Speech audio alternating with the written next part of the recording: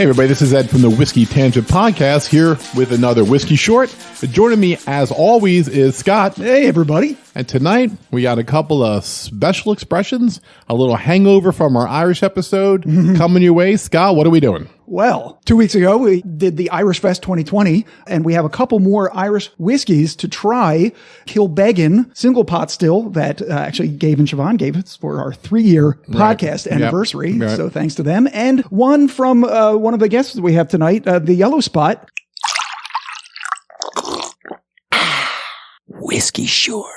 I've only had it like maybe one time, so it's like I haven't had Yellow Spot a lot. This is going to be exciting. I know. Jeff is here. Hello. And also joining us, Sue the Whiskey Pixie. Hello. I've never had Sue at all, so it's even more interesting. I've had her as a guest, of course. I mean, not in the biblical sense. I think it's important to establish that. You know her. I know her. You just haven't known her. Right. I did think it's important to establish that. never in a biblical sense. Nor Jeff. But I mean, once again, nor have I ever had Jeff in a biblical sense. Or me. Right. Even though it's always assumed for some reason. It's always assumed. Well, they do a podcast together, so of course they're fucking. Right. You can't spend 7 hours a week with someone without them talking. Oh, shit. Okay, so we're going to do the Kilbeggan first after much gnashing of teeth earlier for us to decide. Jeff was outvoted. Sorry, Jeff. But your expression comes last, so we'll compare the two. Yellow Spot's a weird name. You think dogs don't pee on the rug in Ireland? I mean, like Yellow Spot's just a problem in my house growing up. You know, it's like, who's going to deal with the yellow spot? Yeah. A red spot for the ladies is the whole other thing. Like, why did I wear white this month? Go ahead. Oh, my God. Oh, that was unnecessary. Blimey. Blimey. The dog's pished. It's not pissed. It's pished on the carpet again. Oh. Buggery. What has happened? We are already off the rails. We haven't had a drop of alcohol yet. No, dead sober. Okay, dead sober. And I have a few paragraphs on the Kilbeggan distillery, and then we'll get to taste that one first. So here we go. In 1757, Matthew McManus founded a distillery in the town of Kilbeggan, County Westmeath, Ireland, which operated on a small scale for nearly a century until 1843 when the distillery was taken over by a man named John Locke, under whose stewardship a commercial distillery flourished. Records show that Locke treated his employees particularly well for the time, offering cottages at low rents and providing all staff a wagon load of coal each winter as part of their compensation. And a roll of medieval toilet paper. I think they have that as well. Yeah, with just sticks and leaves. Right. Yeah. With a stick with a sponge on it. Go ahead. Yeah. This dedication to his workers and the town would be returned to Locke on 2 separate occasions. The first incident was in 1866 when an accident rendered the distillery's boiler inoperable, bringing operations to a halt. Unable to afford a replacement, the distillery's future was in doubt, but the people of Kilbeggan chipped in to purchase a new boiler. No one is more famous for being desperate alcoholics than the town of Kilbeggan. That's right. We can't have that go out of business. GoFundMe account. Right. The original GoFundMe, right, Sue? Very good. I might have to talk to my wife. The second incident was in 1878 when a fire, of course, nearly destroyed... When a fire nearly destroyed the distillery and consumed hundreds of gallons of whiskey. But once again, the townsfolk came to the rescue quite literally by helping roll thousands of casks of aging spirit out of the warehouse and down the street to safety. Just running to a burning warehouse. You know how heavy those are, too? It's not like you just grab and run out with them. Like, rolling is exactly right. You're just rolling, smoke. Some people are falling, dying. You're just rolling right over them. It's like, let's prioritize. Get the whiskey out. Yeah, I mean, even for the Irish, it seems like a commitment. Yeah. Like a hell of a commitment. And we're not going to just blow past the fact that it's another distillery fire. Like, it's a guaranteed. Like, I feel like when you open it, like, nobody will give you fire insurance. Like, there's no way they should ever give fire insurance to a distillery. Right, exactly. Unfortunately, Kilbeggan entered a period of decline in the 1900s, as did all Irish distilleries at the time. Why? What happened? Due to a multitude of factors that we discussed in both episode 6 and 52, U.S. prohibition, the column still, competition from Scotch, among many, many others. As a result, Kilbeggan ceased production between 1924 and 1931, which decimated the company's finances. It was right in the middle of prohibition. Exactly. Like, they held out as long as they could, and then it just crushed them. Yeah. And then, all right, we'll open back up again now that people will drink our stuff. Yeah, so they did open up after 1931, but by 1947, the Locks were in such dire financial straits that they decided to sell the ownership... Their children, right? decided to sell their children. Save the distillery. No. Sell the children. They decided to sell ownership portions to investors. Oh, that's right. That's what it was. However, owing to a crazy scandal involving a shady Swiss businessman, an English con man on the run from Scotland Yard, and an Irish political party accused of being involved with both, any interest from other investors evaporated, and the distillery plunged further into debt. Finally, when the Irish government introduced a 28% hike on the excise duties on spirits in 1952, Kilbeggan had to close its doors after 200 years of distilling. But in 1982, after being bought and sold a few times, the newly opened Cooley Distillery would end up with the property, eventually relaunching whiskeys under the Kilbeggan name, which kept the brand alive until 2007, when distillation officially recommenced at Kilbeggan, neatly coinciding with the 250th anniversary of their founding. Wow. And that's what we have here today. Right, which is a single pot still Irish whiskey. Interesting, it says here 2.5% oats mash. Did you see that? Yes. What is that, Scott? So on the Irish episode, I said that a single pot still was a mix of malted and unmalted barley. Right. Apparently, you can legally also have up to 5% of additional grains. And in this one, there's 2.5% oat. Interesting. Proof is 86. There's no age statement, but it's 8 to 9 years, apparently. And the owner right now is Beam Suntory. Wow. Whiskey Advocate score was 93 points, and it came in 8th in their top 20 of 2020. For Whiskey Advocate. All right. Yeah. All right, let's take a smell. We have Yes. these in our neat glasses with our little caps on them. We're going to take off the cap, give it a little swirl. It's a nice scent. Like red apples. Yeah, it's definitely got a little of an apple flavor. I haven't figured out which one yet. Yeah. Got a little banana. Banana. Okay. Yeah, I can say some banana. Like maybe not like an unripe banana. Almost like a green banana? No? Banana-ish. Banana-ish? Banana. Yeah, like Banana. real banana, not like the fake BB Bat banana. if you remember those. God, things. those candies were terrible. Oh my God. Fucking BB Bat candies. Are hard as rocks. I'm getting too. like a Scotch notes on this. Like, Yeah, definitely there's barley. So that's going to tend towards Scotch. And also there's a bit of grassiness, I think. I got it. Yeah. all right, let's take a little taste if we're good. Yeah, sure. Wow. Ooh. Barley spice. Yeah, this is not overly sweet like the Writer's Tier It's not. or even the Powers 3-Swallow. No, this is more along the lines of the Slane or even the Dingle. Not as powerful as the Dingle, though. Right. Nothing's as powerful As the Dingle. as your dingle. Thank you. So you never had any of the dingle. Maybe you'll have to try the dingle later. It's hanging I'd out. like to it's hanging, taste those it's, notes, It's hanging yes. right there. I mean, I get more red apple, Baking spices. bacon spices. Yeah. Cinnamon. Sue, how you liking this? I like it. Yeah? Yeah, you guys get very much more specific than I do Yeah. with the notes, but I was just tasting the sweet. Yeah. Right. It's sweet. It's just really sweet. but it's not as sweet as it smells. Isn't that true? On the No, taste. it's not. The spice hits me first. Yeah. So then maybe it's like a spicy vanilla, Okay. caramel. I still get that strong banana. I can't get that out. Yeah, right now. yeah. It's really good. It's way more complex than I expected. Me too. It's more alcohol forward than you expect for 86 proof. I'm actually really impressed with this, the complexity of it. Do we know what this cost? I know it was a gift. Yeah. The prices I saw were like 45 to 50. It seems more like a second-year anniversary gift than a third. She. What a dick. I know. What a dick. Like, Siobhan just kicked her speaker like, you'll get nothing. You're four. He did because he can't help himself, Scott. It's true. He just can't shut up. He has to say stuff. Well, I'll buy you something. We'll buy you something, and he'll get nothing. Right. I'll share it with you. Now you just ensured you're not getting it. You have to edit. Damn it! You have to, as if we have no ability to edit. Right, yeah, right, exactly. We're doing it live. Do it live. Do it live. What's interesting about the Kilbeggan whiskeys, all of them, they only distill them twice, where Irish whiskey is usually distilled 3 times. They say to preserve more of its rich flavors. And, I'm getting a lot of rich flavors.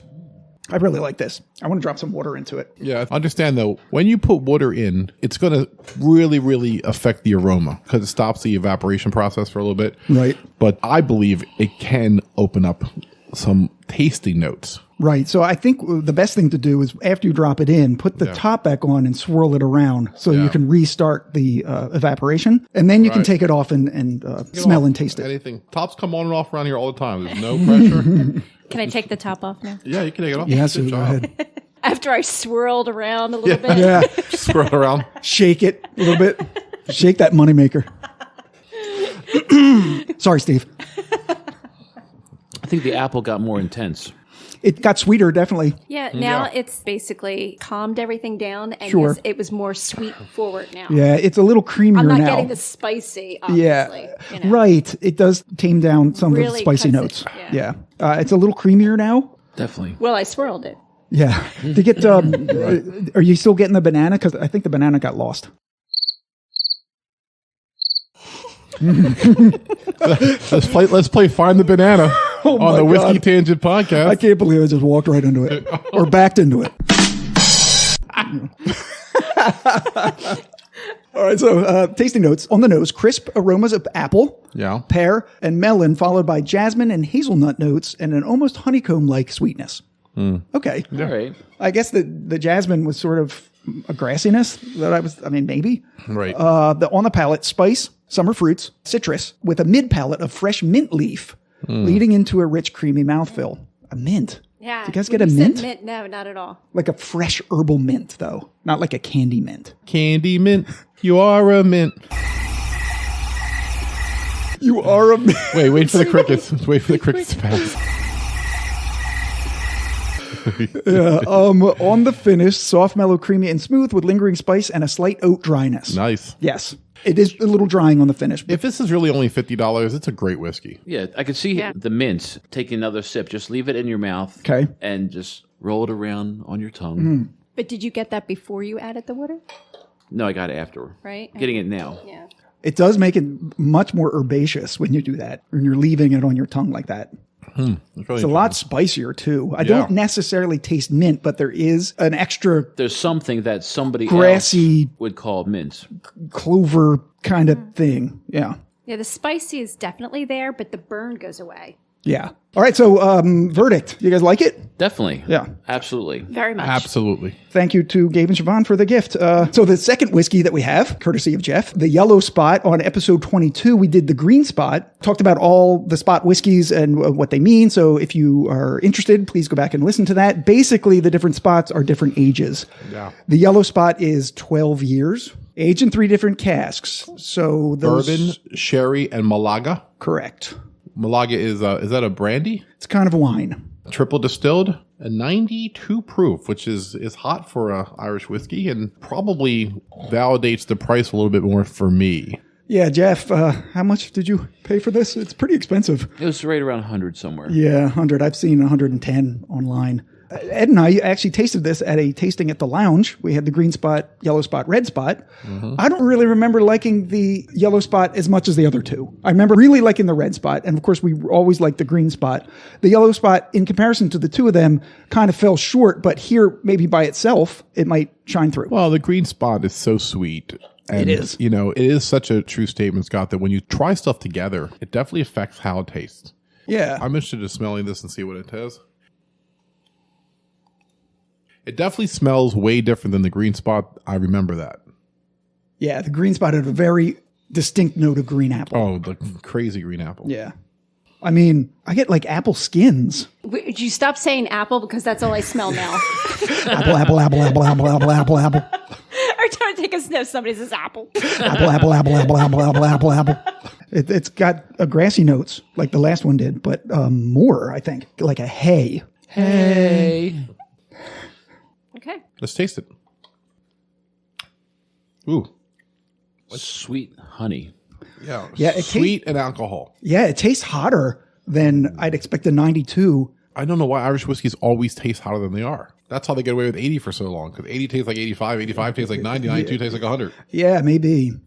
Definitely honey. I gotta try it again. The first sip was a little bit disappointing in the sense that it wasn't nearly as complex as I thought it would be for a 12-year aged whiskey in 3 different casks. I tasted, like you said, sweet honey and then alcohol. I'm going to drop some water in it. It's sort of drying finish like the other one was too. Oh, yeah. Oh, it's much nicer with water, some water. water on makes it. such a difference on this. And this is Yeah. settled down that alcohol and let a whole lot more flavor out. Like almost like a sugar cookie now. You know what I'm talking about? Yes. Like, did you get that? Yeah, I'm even getting almost something that might be like milk chocolate, like an earthy sweetness. It's not brown sugar or marshmallows or anything like that. Let me try it again. I'm getting milk chocolate on the nose now. No, Scott. Absolutely. Yeah, you know what I mean? No, honestly, like it's crazy how water has changed this. This is one of the most drastic changes I've ever had of a whiskey. It really is. Honestly, if you're drinking Yellow Spot and you don't drop 5 drops of water in there, you're cheating yourself out of a completely different experience. Yeah, because I was going to say that I didn't really like it before I put a little bit of water in it. I got a lot more complexity now with the water. It's weird. It was like 2-dimensional to me. And then, Jeff, you actually put water in it. It's different, right? It's weird. Definitely. I love this. I feel like grabbing it and taking it into the house, crawling into the corner, and just making sweet love to it. Wow.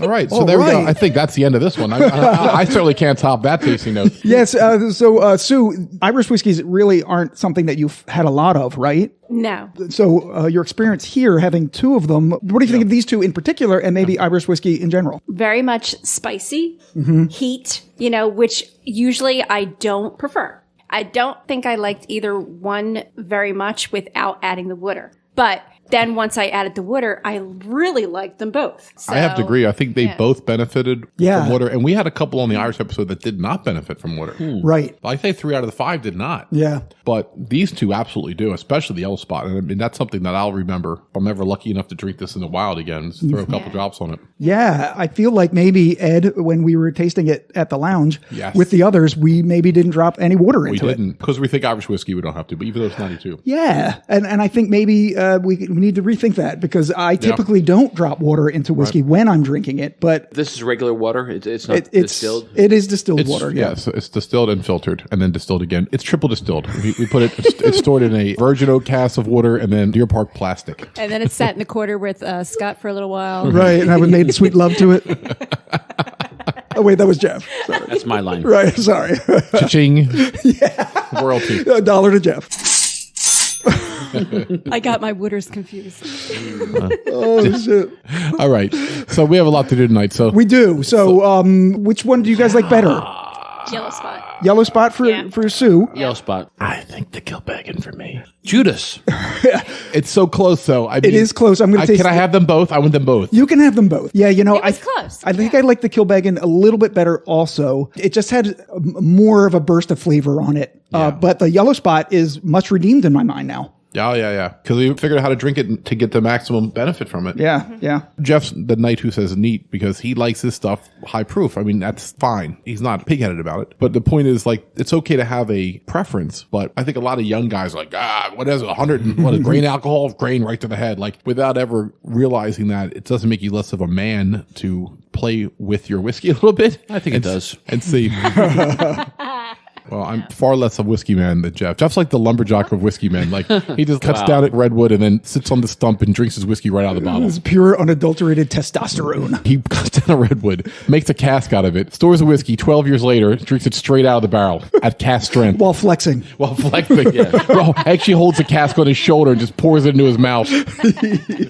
Going into the river and catching beavers with my bare hands. Oh, wow. Oh, beavers. Catching beavers with your bare hands. Okay. Wow. And we'll end on that. Yeah, so, Ed, on that note, take us out. Nice beaver. In between catching beavers with your bare hands, if you get a chance to try the Kilbeggan, which is not nearly as popular as the Yellow Spot, go give it a try. Much cheaper, though. One of the oldest licensed distillery in Ireland originally. And then, of course, the Yellow Spot's everywhere. It's not the cheapest, but we've kind of coached you on how to drink it to get the best of that experience. Yes. You find out what works best for you. And so for the Whiskey Tangent Podcast, I'm Ed. I'm Scott. Oh, and I'm Jeff. And Sue. And so remember, any day is St. Patty's Day when you want it to be. Cheers, everybody. Later.